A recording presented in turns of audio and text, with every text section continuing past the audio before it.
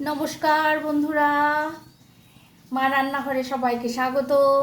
আজকে মা রান্নাঘরে হবে গাঁটি কচু দিয়ে, আলু দিয়ে আর অল্প কিছু চিংড়ি রয়েছে, এই 7-10টা, ওই চিংড়ি মাছ দিয়ে একটা তরকারিটা আমি কিভাবে বানাই এবং কিভাবে মশলা দেই, কি কি মশলা দেই দেখতে থাকো। গ্যাসে কড়াই বসিয়ে দিয়েছি, কড়াই গরম হয়ে গেছে, দিয়ে দেবো তেল।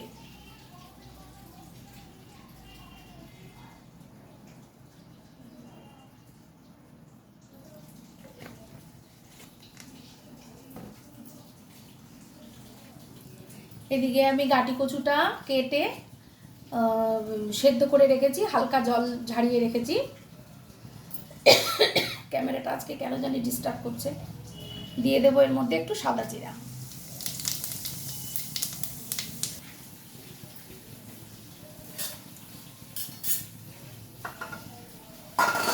গাঁটি কচু সেদ্ধ করে রেখেছিলাম, গাঁটি কচুটা দিয়ে দিলাম।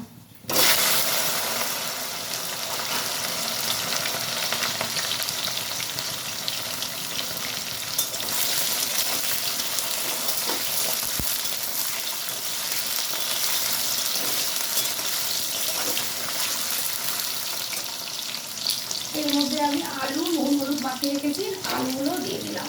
আর 2-4টে চিংড়ি মাছ ছিল, সেটা একবারেই দিয়ে দিলাম। এই কটা চিংড়ি মাছ ছিল দিয়ে দিলাম।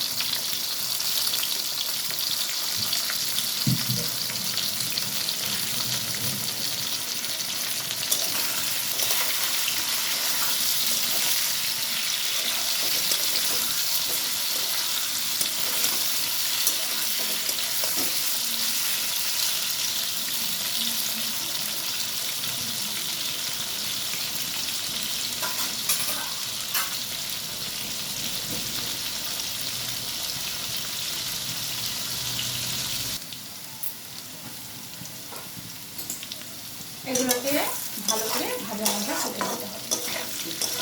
মোটামুটি ভাজা হয়ে এসেছে, আর একটু ভাজতে হবে।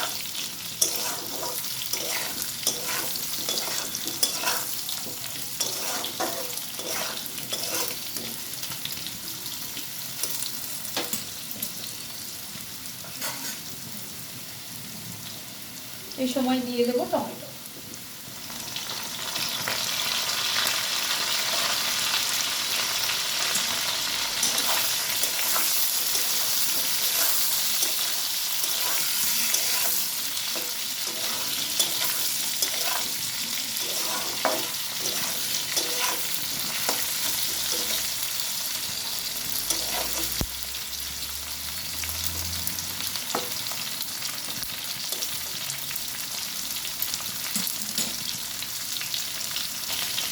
এখানে আমি বেটে রেখেছি জিরা জিরা দিয়েছি, পোস্ত দিয়েছি, কাঁচা লঙ্কা বাটা, অল্প একটু শুকনো লঙ্কার গুঁড়ো, চিনি, নুন, হলুদ, মিষ্টি সব দিয়ে দিয়েছি।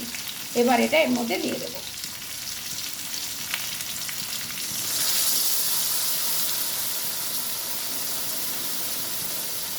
আমি একটু পোস্ত দিলাম, এই কারণে পোস্ত দিলে জিনিসটা একটু মাখা মাখা হয়, ছাড়া ছাড়া হয় না।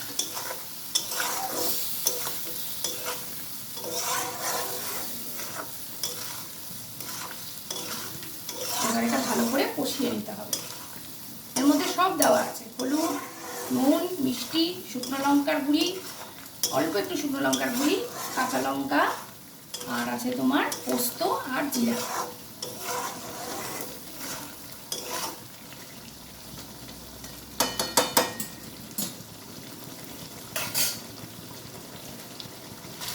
দেখো মশলাটা হালকা হালকা কষে এসেছে, আবার দিয়ে দেবো অল্প একটু জল।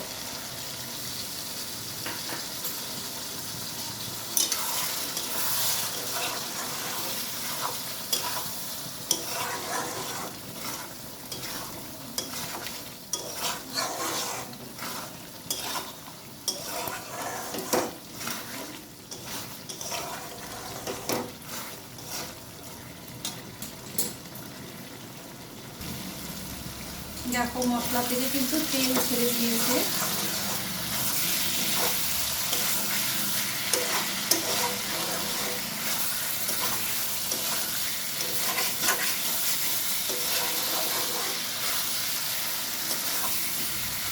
এই সময় দিয়ে দেবো জল।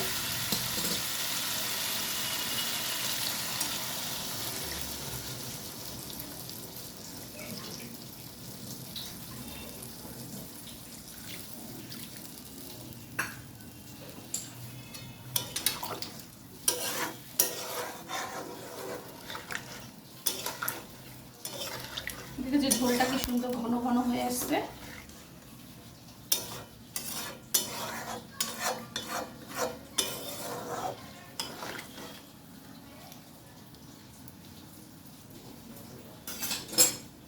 এবার দিয়ে দেবো ঢাকনা।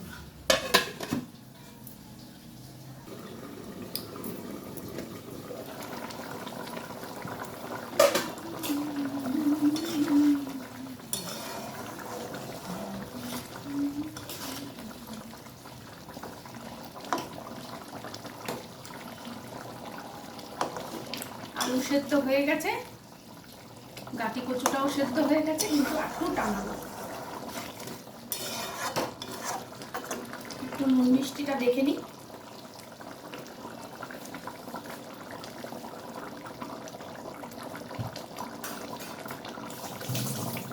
একটু মিষ্টি লাগবে, একটু নুন লাগবে। মিষ্টি দিয়ে দিলাম।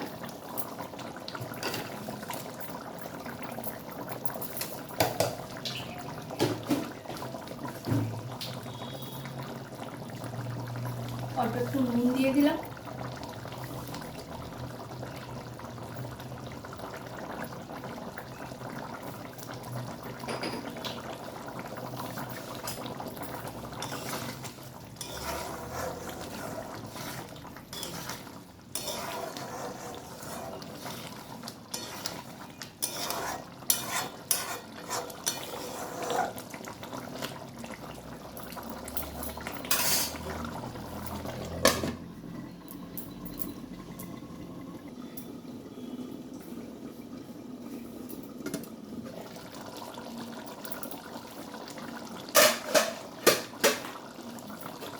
গাটি কচু আলুর তরকারি কিন্তু একদম রেডি।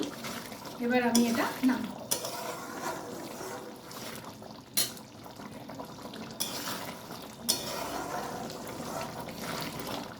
দেখো সবই সেদ্ধ হয়ে গেছে, গাটি কচুও সেদ্ধ হয়ে গেছে, কোথায় গেল, গাটি কচুও সেদ্ধ হয়ে গেছে। এই যে আলুও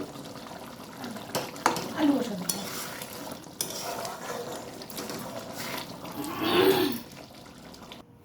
দেখো গাটি কচুটা আমি একটা পাত্রে ঢেলে নিয়েছি, খুব সুস্বাদু হয়েছে, আমি চেখে দেখেছি।